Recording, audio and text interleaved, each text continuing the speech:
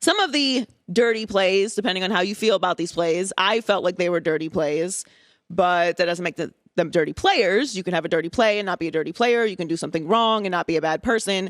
Your reputation and what you do consistently, I think, matters. But there were some incidents in the Warriors-Grizzlies series. Obviously, the Dillon Brooks foul on Gary Payton Jr., and most recently, the Jordan Poole knee grab on Ja Morant, which inevitably led to him being out last night and the Grizzlies losing to the Warriors and going down 3-1. So it wasn't obviously extremely significant. I don't want to get into the conversation with you about whether or not he hurt Ja Morant. It doesn't matter. You're not God. You don't know. If Ja Morant says that's what hurt him, that's what hurt him. I don't want to, I'm not having that conversation with you. So if you're upset about that, I don't know, talk to someone else about it. But we did talk a lot about that animosity yesterday and what it all really means. Again, as I started the show, there's this constant conversation about how soft the NBA is now. There's no rivalries. There's no edge.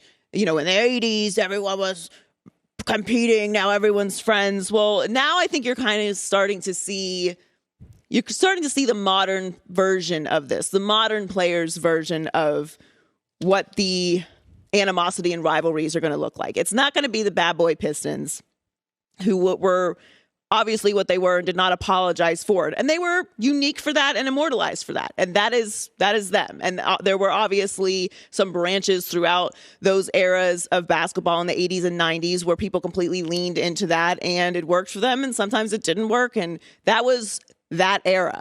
We're not in that era now. So there has to be some sort of modern evolution of playing tough, having rivalries, having animosity, having tension without it crossing the line that today's NBA is not going to allow you to cross through fines, suspensions, and whatever else, but also the relationships that these guys have, which I have no problem with. I think you can leave things on the court and it'd be okay. We don't need to have everything be a fight and war and all of that. But Dillon Brooks obviously had the foul on Gary Payton Jr., and we've been talking a lot about that. And he spoke about it. He said, I was just trying to make a play on the ball, and he was running full speed. I jumped, and he adjusted. It's in the past. I didn't mean for it to hurt somebody. If I were to take it back in a moment, I would. But it's the past. He said this after Grizzlies shoot-around before Game 4 yesterday.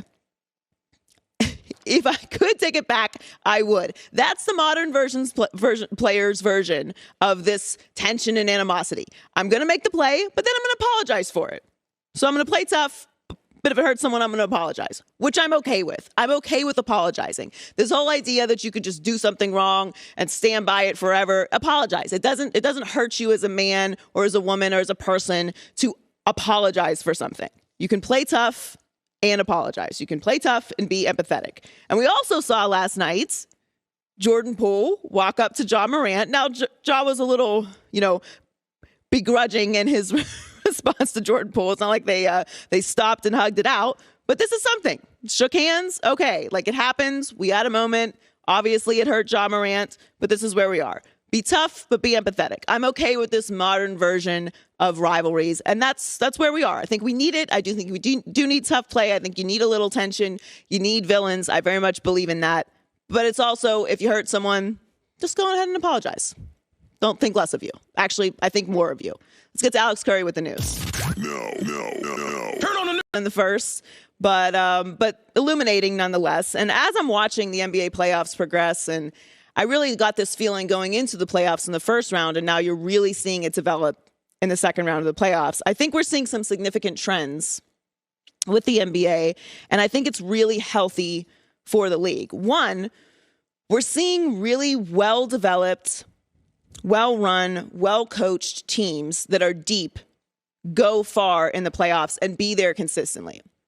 I think that's great for fans. I think it's great for the league as far as the development of young players and of establishing new stars goes. And we're seeing some real rivalries develop because these teams are consistently there. They see each other a lot. We're able to see the storylines of the players develop and really thrive. And the animosity level that we've seen throughout this playoffs is adding to those rivalries. So those are two big complaints about the NBA, right? Like it's all star driven. Everyone's changing teams. There's no consistency. You can't be a fan of anyone. You got to change jerseys all the time.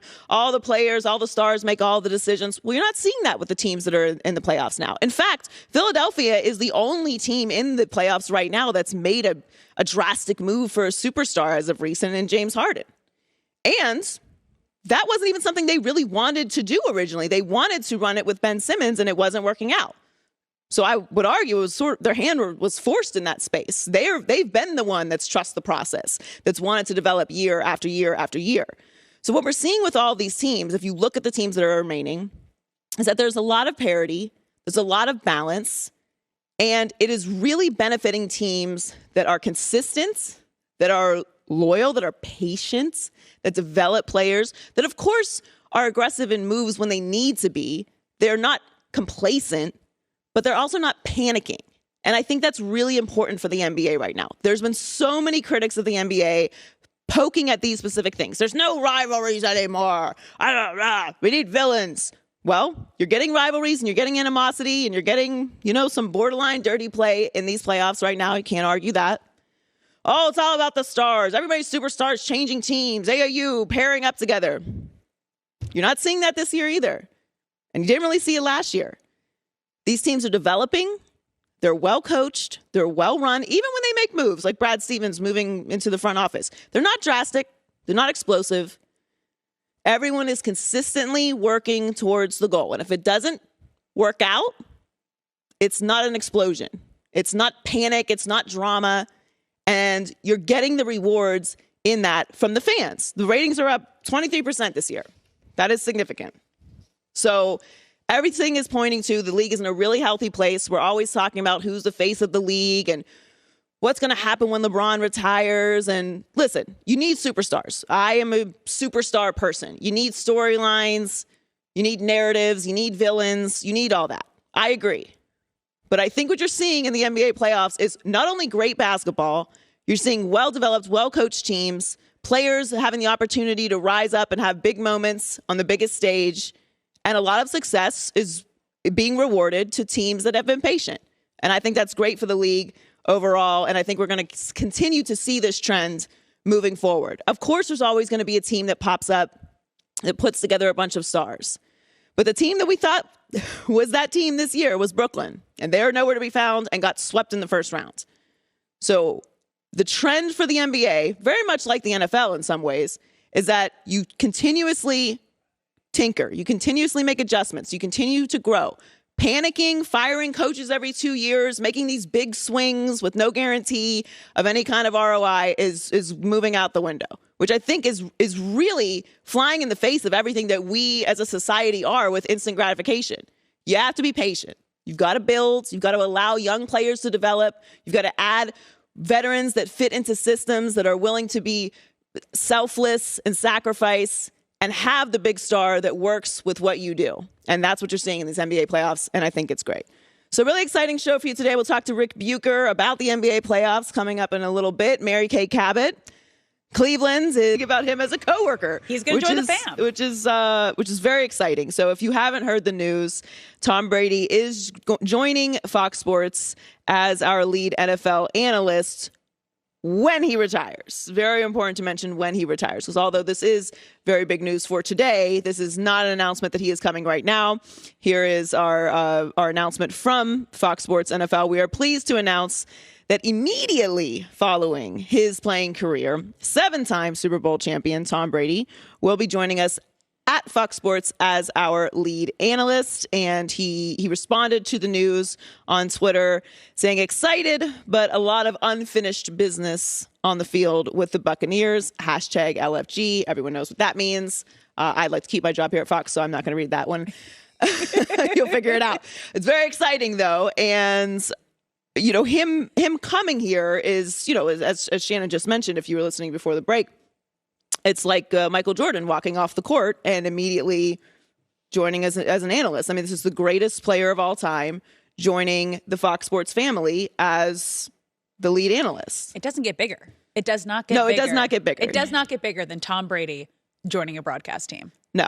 And there's levels to this, obviously. Like, him joining is very important, and it's impactful and it's exciting.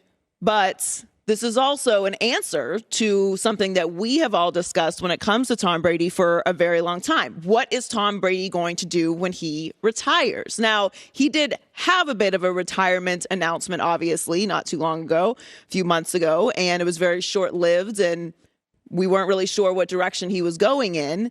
But we've always discussed what's going to be the next chapter for Tom Brady, because Tom Brady is a very unique athlete and superstar in many different ways. But aside from his greatness, his obvious, GOAT status and Hall of Fame status and legend status, he also is a uniquely obsessive superstar. He is in that class of Michael Jordan and Kobe and the guys that we know absolutely obsess over the game. He is extremely competitive, insanely competitive. He is a guy that has held on to that chip on his shoulder from being a 6th-round pick for his entire career.